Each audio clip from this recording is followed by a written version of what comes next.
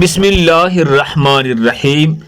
رسول اللہ صلی اللہ علیہ وسلم کی مکہ میں دو بڑے دشمن تھے جنہوں نے آپ کو بہت تکلیفیں اور اذیتیں دی، ابو جہل اور ابو لہب۔ عام طور پر لوگ ابو جہل اور ابو لہب کو ایک ہی شخص سمجھتے ہیں، جبکہ کچھ لوگ ان دونوں کو حضور کا چچا مانتے ہیں، جبکہ ایسا نہیں ہے۔ ابو جہل، جس کا اصل نام عمرو بن ہشام تھا، قریش خاندان سے تعلق تھا، لیکن آپ صلی اللہ علیہ وسلم سے اس کا کوئی قریبی رشتہ نہیں تھا۔ بعض لوگ جو اس کو آپ کا چچا خیال کرتے ہیں، یہ غلط ہے۔ اس لیے آپ صلی اللہ علیہ وسلم کے دادا عبد المطلب تھے، اور ابو جہل نہ عبد المطلب کا بیٹا ہے اور نہ ہی عبد المطلب کی خاندان کا ہے، بلکہ عبد المطلب عبد مناف کے خاندان کی تھے، اور ابو جہل مخزومی قبیلہ اور خاندان کا تھا۔ ان دونوں میں خونی رشتہ نہیں ہے۔ ابو جہل کا شجرہ نسب کچھ یوں ہے: ابو جہل بن ہشام بن المغیرہ بن عبداللہ بن عمر بن مخزوم القرشی المخزومی۔ ابو جہل جنگ بدر میں اپنے انجام کو پہنچا، جہاں پر اسے دو بچوں حضرت معوذ اور معاذ رضی اللہ عنہ نے اسے زخمی کیا، اور حضرت عبداللہ بن مسعود نے اس کی گردن دڑ سے الگ کر دی۔ تاریخ میں اکثر ابو جہل کو اسلام کا سب سے بڑا دشمن قرار دیا جاتا ہے، جبکہ باریک بینی سے جانچا جائے تو ابو لہب اسلام اور محمد کا سب سے بڑا دشمن تھا۔ ابو لہب کا اصل نام عبد العزیٰ بن عبد المطلب تھا۔ اس کی اصل کنیت ابو عتبہ تھے، لیکن اس کے والد حضرت عبد المطلب اس کے چہرے کی سرخی کی وجہ سے ابو لہب پکارتے تھے۔ ابو لہب حضور اکرم صلی اللہ علیہ وسلم کا حقیقی چچا تھا۔ جب ابو لہب کو کسی نے بتایا کہ آپ کی چھوٹی بھائی عبداللہ کے گھر بیٹا پیدا ہوا ہے، تو ابو لہب بہت خوش ہوا۔ اس نے ایک لونڈی صوبیہ کو آزاد کر دیا۔ ابو لہب اسلام کے بڑے دشمنوں میں سے ایک تھا۔ جب حضور اکرم صلی اللہ علیہ وسلم نے اعلان نبوت کیا تو ابو لہب نے سخت مخالفت کی۔ آپ صلی اللہ علیہ وسلم کے شان میں گستاخی پر اتر آیا۔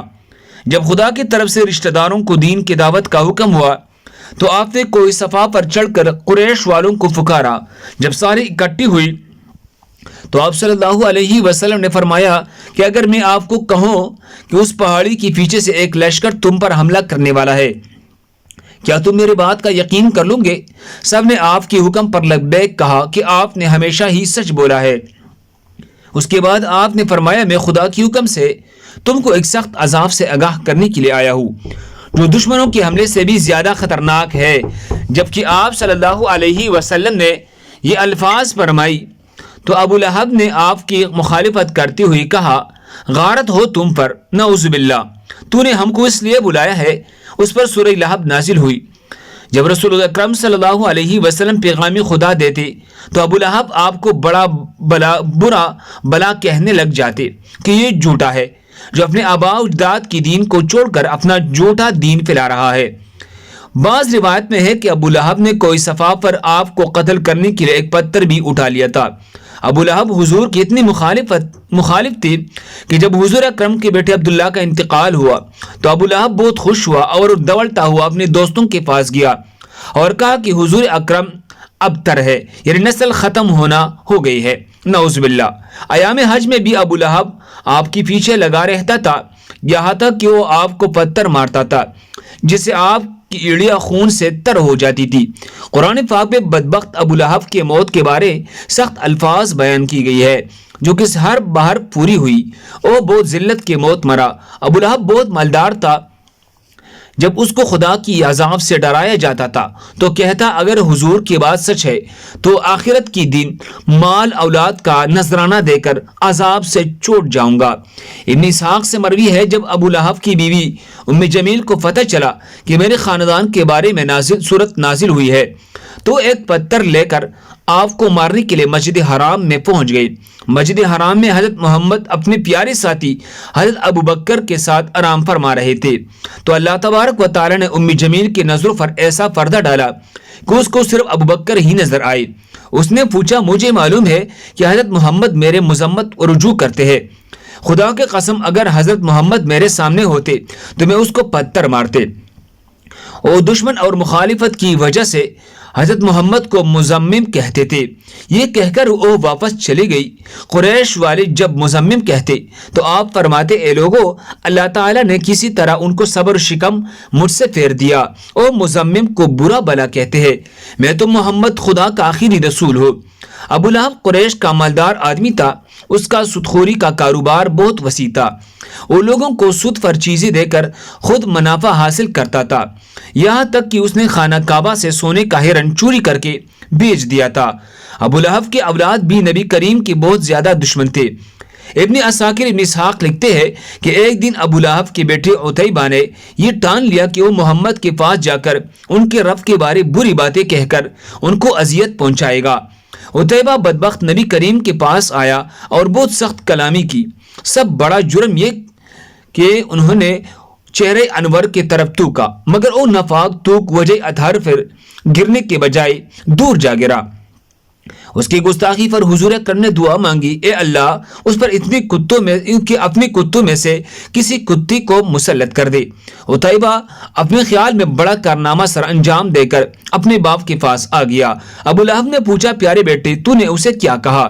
اس نے بتایا، میں نے یہ اور اس نے یہ کہا۔ اس نے پوچھا، اس پر محمد نے کیا کہا؟ عتیبہ نے بتایا کہ اس نے یہ بد دعا دی ہے۔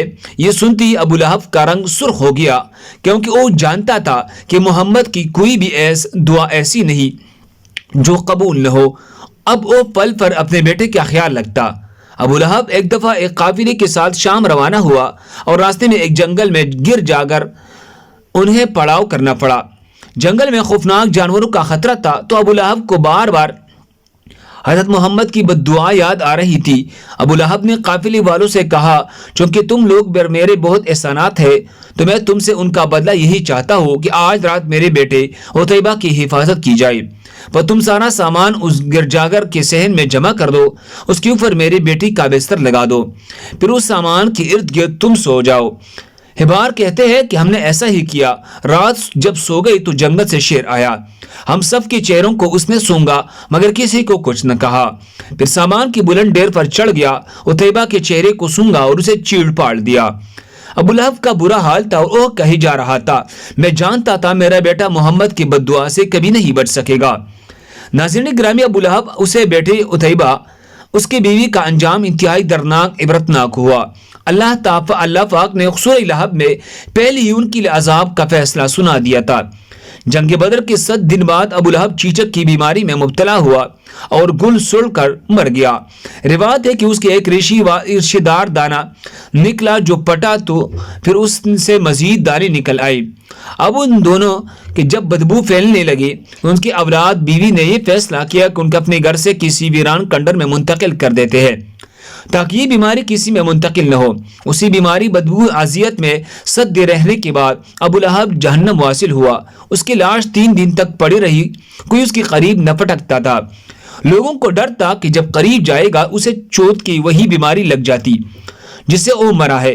جب بدبو پھیل گئی تو لوگوں نے اس کے اہل و عیال کو آڑ دلائی۔ اس پر انہوں نے ان تانوں سے تنگ آ کر کچھ حبشیوں کو اجرت دے کر لاش اٹھوائی، جنہوں نے اسے لمبی لکڑیوں پر رکھ کر ایک گڑھے میں پھینک دیا اور اوپر سے دور کڑے ہو کر یوں پتھر پھینکے جیسے اسے رجم کیا جا رہا ہو۔